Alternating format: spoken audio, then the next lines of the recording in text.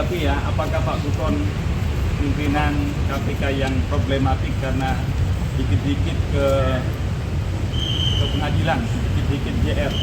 Malah sebaliknya ya, kalau kemudian saya dikit-dikit tidak menggunakan jalur hukum, anarki, itu yang problematik.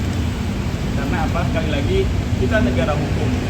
Ada masalah, semua masalah sudah dikoridori secara hukum. Oleh karena itu, memanfaatkan, menggunakan, dan kemudian juga melakukan advokasi ataupun upaya hukum atas masalah-masalah saya, itu adalah hal yang ilegal dalam negara ini. Ini malah sebaliknya supaya ini menjadi pembelajaran, karena selama ini tidak banyak yang kemudian katanya bagaimana Mas Niam ya? Yauma. Hah? Yauma, Pak, Yauma. Oh, Yauma. Yang disampaikan Mas Yauma, dikit-dikit. Nah, malah sebaliknya, karena selama ini dikit-dikit itu mengakibatkan kemudian malas untuk kemudian berupaya hukum. Padahal, ini contoh seperti yang saya sampaikan ya, materi peristiwa yang diduga melanggar etik kepada saya, itu peristiwanya tanggal 15 Maret. Terbukti di saksi-saksi 15 Maret 2022. Pasal 23 menyatakan bahwa daluarsanya 1 tahun, tapi masih diproses. Ini yang mohon maaf ya, yang kan beliau yang sendiri yang menyusun, membuat dan menetapkan tentang adanya daluarsa.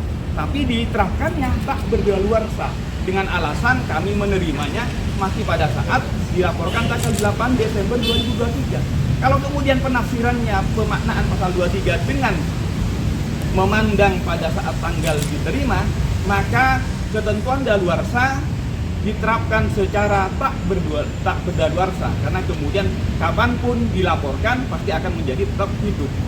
Ini ya, jadi saya kira masyarakat malah kemudian akan belajar banyak bahwa kita tidak lagi kemudian menggunakan cara-cara non hukum atau cara-cara anarkis untuk kemudian mengupayakan pembelaan dirinya.